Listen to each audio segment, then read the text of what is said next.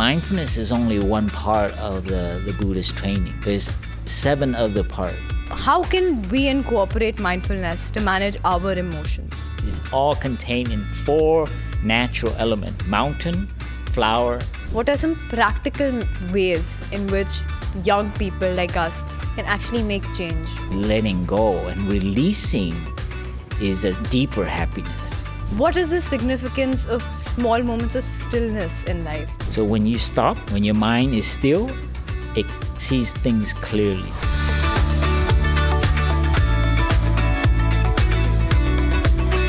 Welcome to the Shiv Nadar School Podcast. I am Shreeja Mallick from grade 11 from Shiv Nadar School, Noida. And today we have a very special guest amongst us, Brother Phap. He is a Zen Buddhist monk, a mindfulness teacher, and a former architect. He has dedicated his life to share the practices of mindfulness living, and his work with the Wake Up Schools initiative looks at incorporating education with mindfulness. Brother Phap, welcome to the podcast. Thank you. I'm so happy to be here. I'm glad. Yeah. So, starting with the first question, is your journey while I was reading seemed very interesting to me because you were born in Vietnam, and then when you were 9, you moved to the US, and followed that later, you pursued architecture as your career. What exactly inspired you to leave such a successful career and become a monk?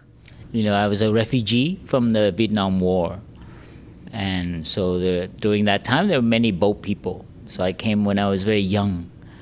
And so I was educated in the American school system.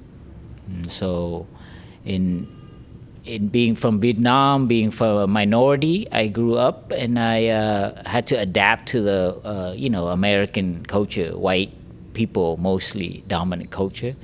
So I started to deny my past, my Vietnamese ancestry. So I lost touch with that as a young person. So I wanted to be a successful architect and, pursue a successful career. I went to school for 5 years to study, and then I worked for 4 years before moving on to travel on the path. So architecture seemed like my pursuit. Actually, my teacher from junior high school, middle school, encouraged me in that direction. She saw that. So I'm very grateful to many of my teachers. But as I grew up as an architect in the corporate world, you try to do architecture, but the corporate world, the culture is very very competitive, and it makes you kind of be very self-centered and very kind of stingy, like very protective. And I felt like both internally, something was not right.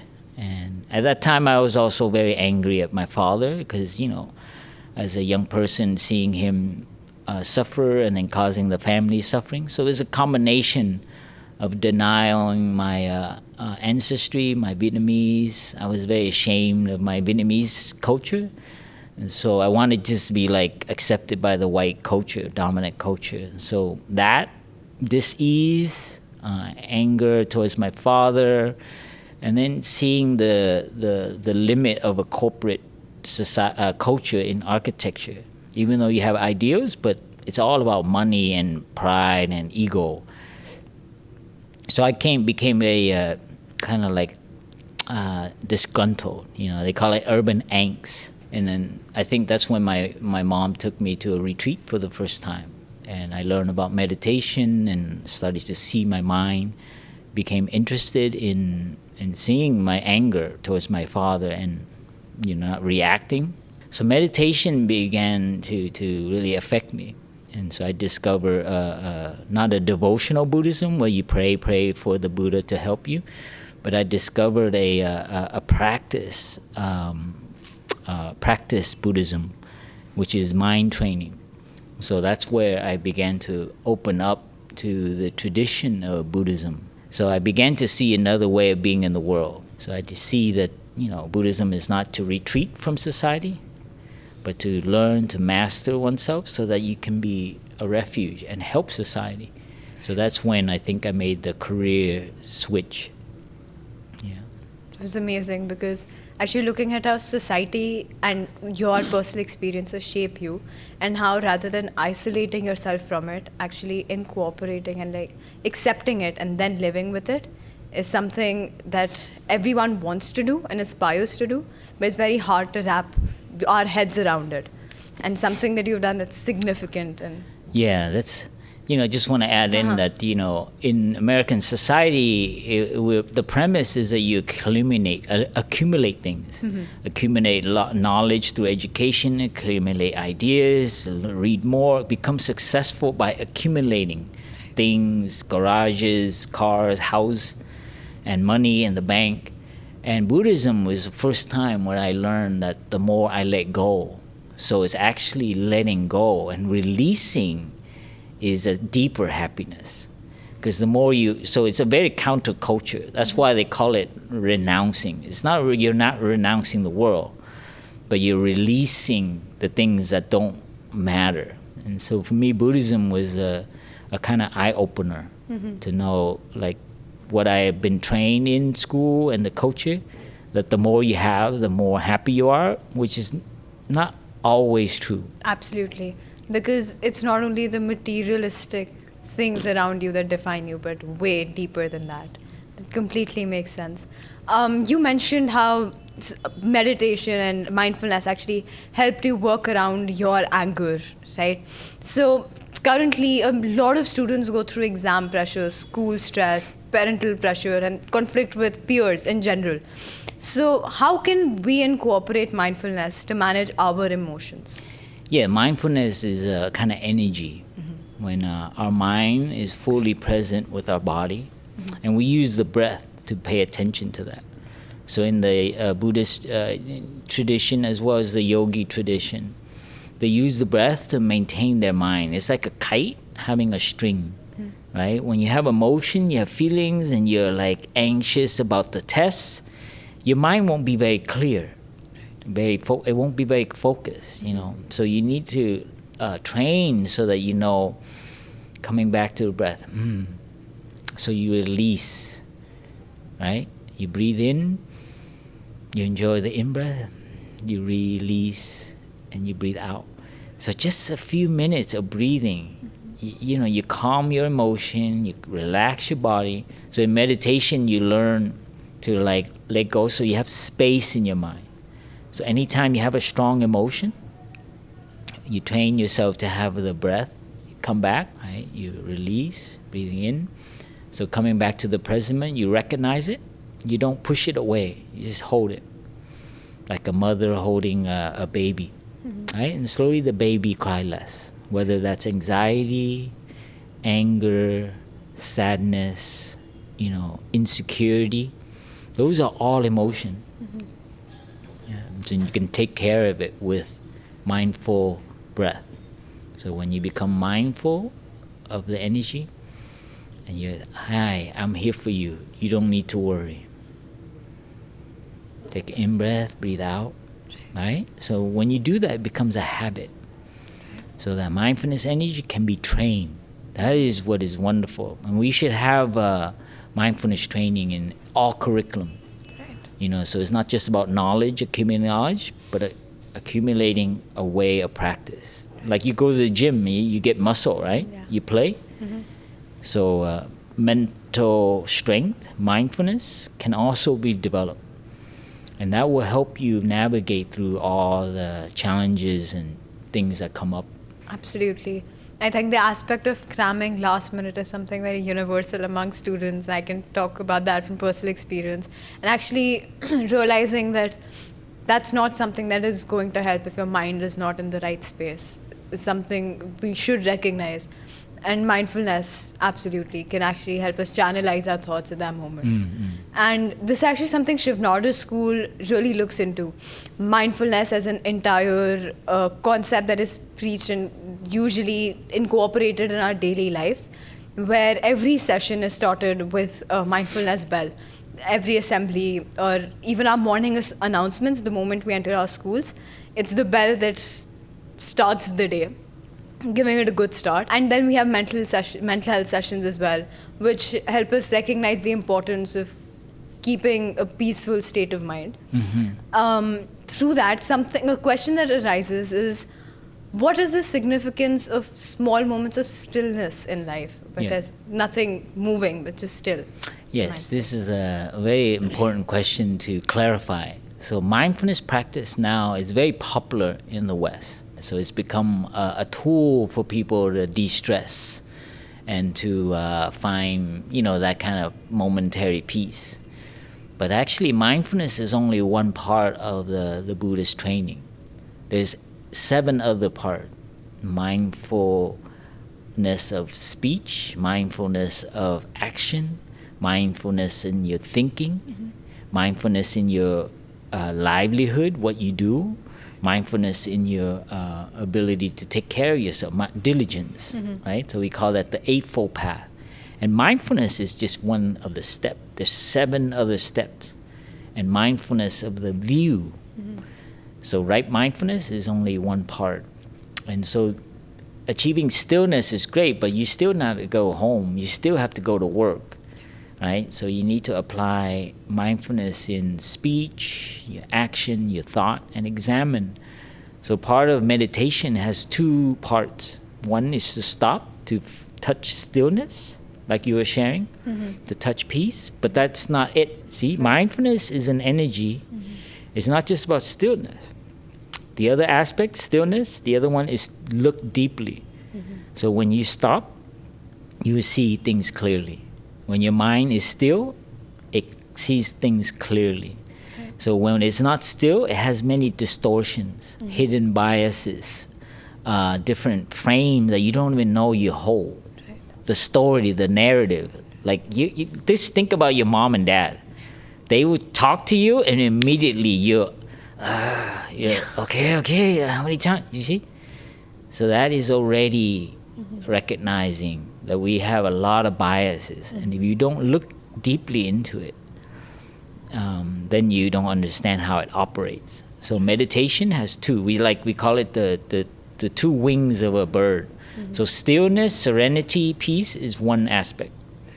But the other wing of the bird is deep looking, reflecting, contemplating. So you have to use your time. When your mind is still and calm, you have to look at why you keep getting angry. Why are you so disturbed? Why are you always negative about yourself? Why are you feeling sad? And you understand where it comes from. So you know you're suffering and where it comes from. And so you have to use the meditation, the mindfulness, to examine the nature of suffering. So Buddhism is not just to find peace and isolate it. It's called engaged Buddhism or applied Buddhism, right? When you drink a cup of water, you stop, you recognize, I have a cup of water. You see, you stop, and when you stop and you're clear, you see things, you look deeply. Like, I have clean water to drink. People in the village, they are not sure they have clean water. You see? All of a sudden you begin to see that. And the more you practice, you looking deeply, the more compassion you'll have. And more gratitude too, the conditions that we have. Right. So this is a very important element what you bring up. Mindfulness and stillness is one aspect. But you have to use that stillness and clarity to look at the nature of why you suffer, why you feel like that, why you feel jealous. And then you look at other people, why they suffer. And you look at society, how it operates. So this is a very important element of the meditation. You have to use it to help.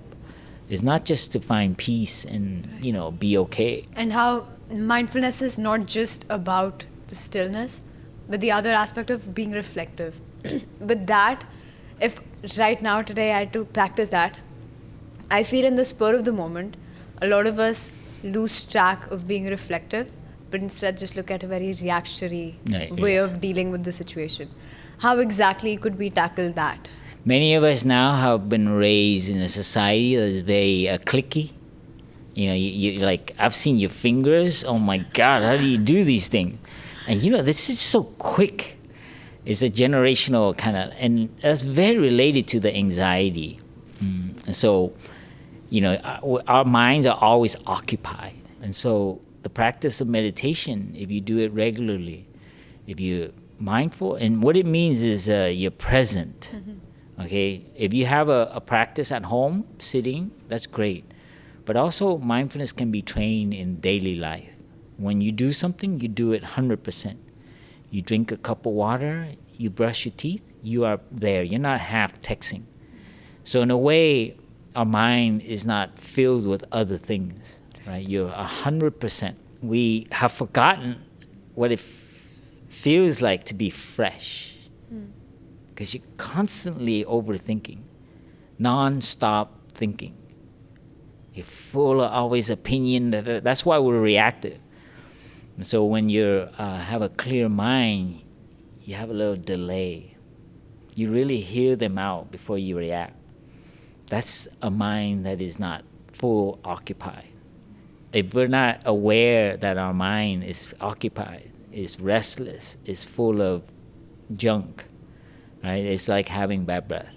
It's not fresh. So when you do meditation, you learn to release some of that. So you know what a clear mind is. Absolutely, because when you recognize the little things and you actually gain fulfillment out of it, is when you can respect what you have, and then you just become more compassionate in general. Yeah, just share with you quickly that there are 4 elements that you need to take care of ourselves so that we can be kind, gentle, the best of ourselves. One is the mountain. When you sit and meditate, you can nourish the mountain in you. That is a solid mountain, unperturbed by other people and emotions and opinions. Like the mountain, that's the stillness. Immovable, right? That's a solid person.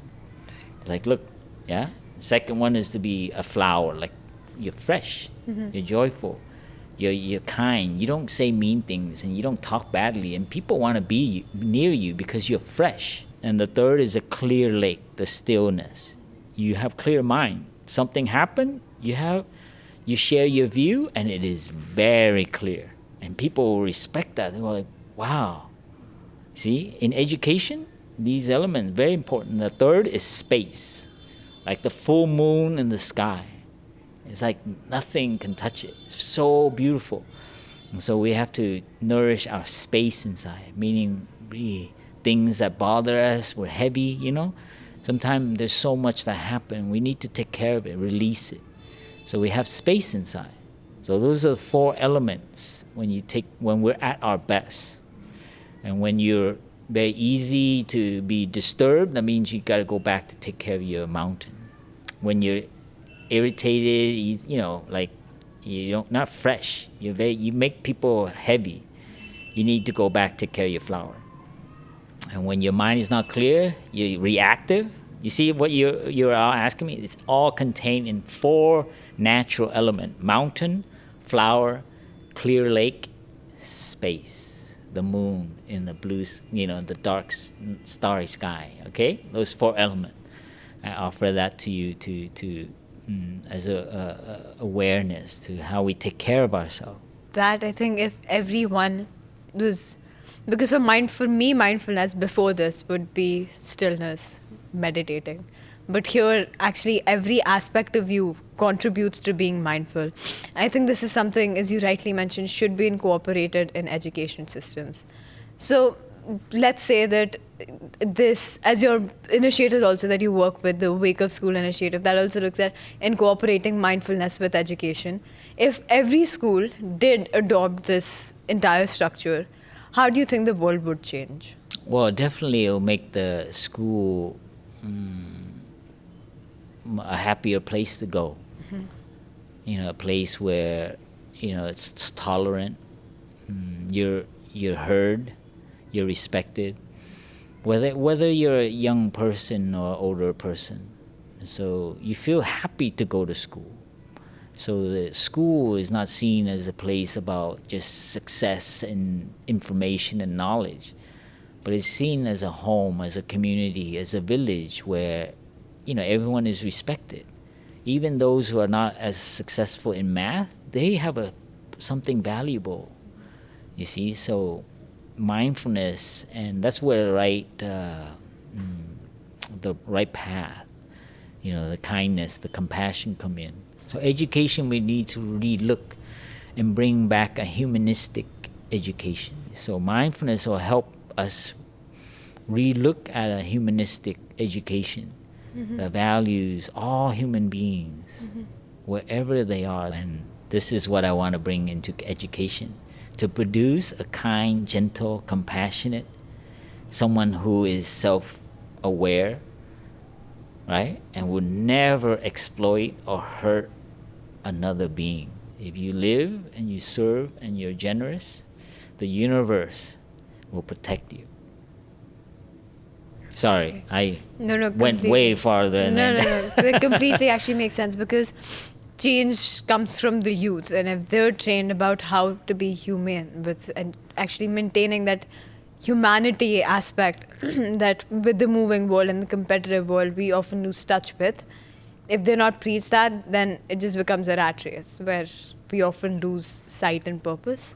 But with this being incorporated in education systems, we can get that humanity being instilled in students. That's which right. Absolutely. That's right. Understandable. But then currently in the model, that is something that not every education system does incorporate.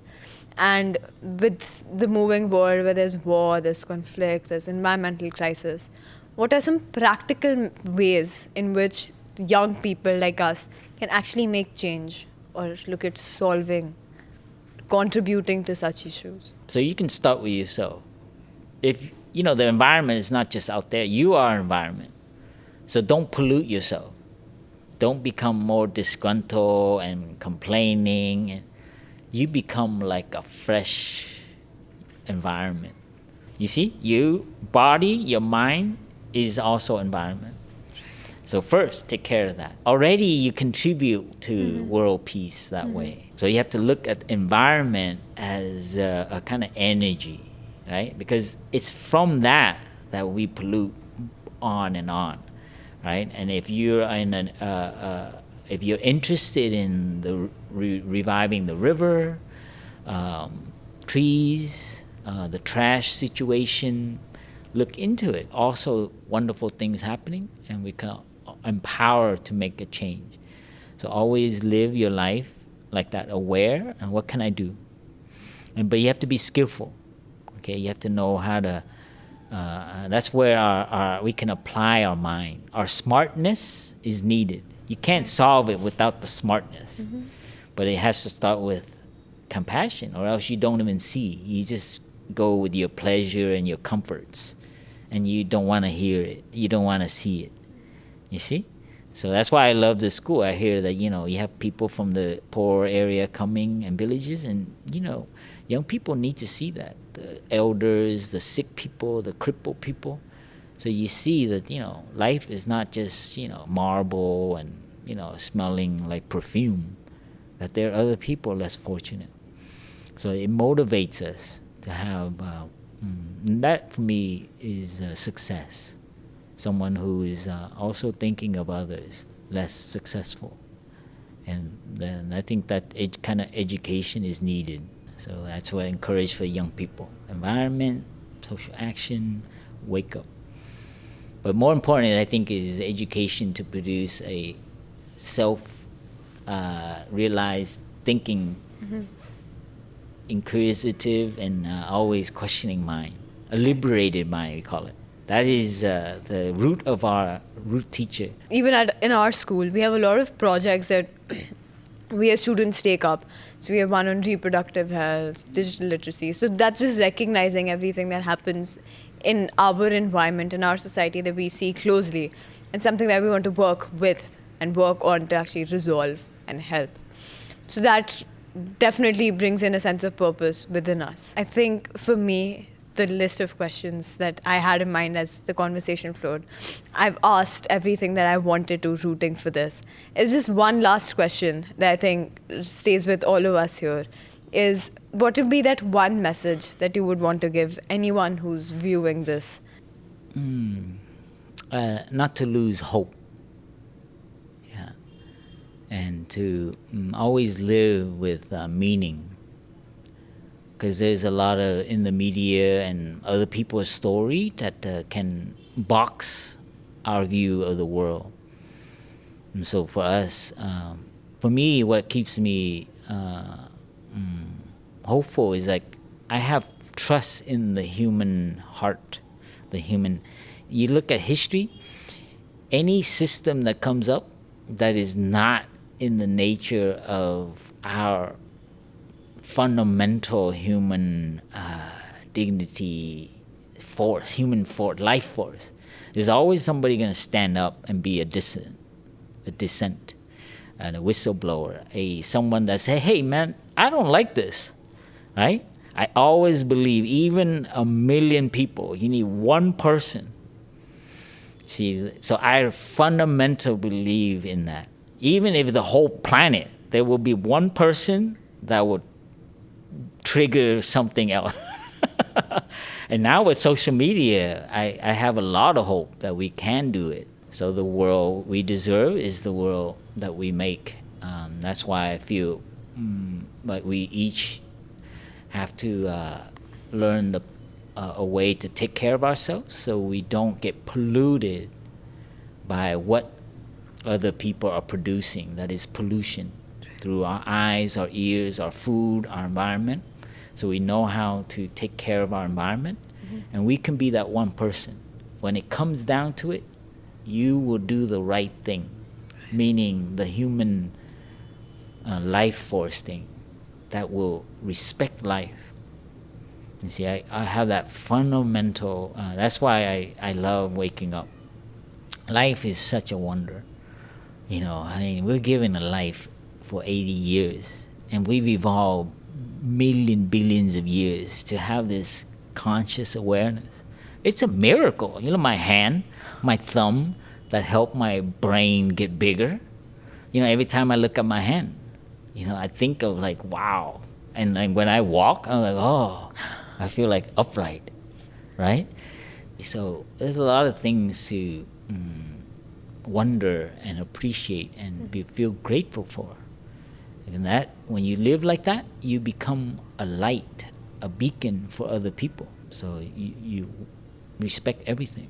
Yeah. So this is for me what education should instill: the wonder, the love of life, and they will never support any system that exploit or pollute or destroy.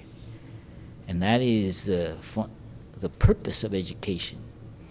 And so smartness is only one aspect.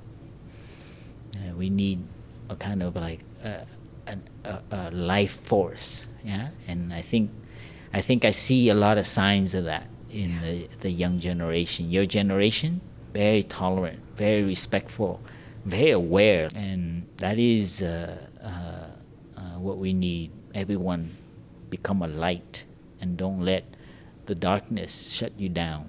Extremely thought-provoking. And I'm glad you have some hope in our generation. Yes, I have a lot of hope. That makes me really happy. Yes. And I believe that concluding statement just summed up the entirety of everything we talked about. And something that really struck to me throughout this entire thing was the 4 elements that you talked about: the mountain, flower, the clear water, and space. Wow, wonderful. Because that just sums up everything you as an individual can look at, which is inner self, the environment, the society, and how you need to appreciate every little thing in life to be able to gather that fulfillment, not only to help oneself, but to help the greater good of other people. So thank you so much. It's such a pleasure and such an insightful session this has been. And the wisdom that you have shared is truly something that will stay with us. And thank you so much, all the viewers, for tuning in. And until next time, please be mindful and compassionate.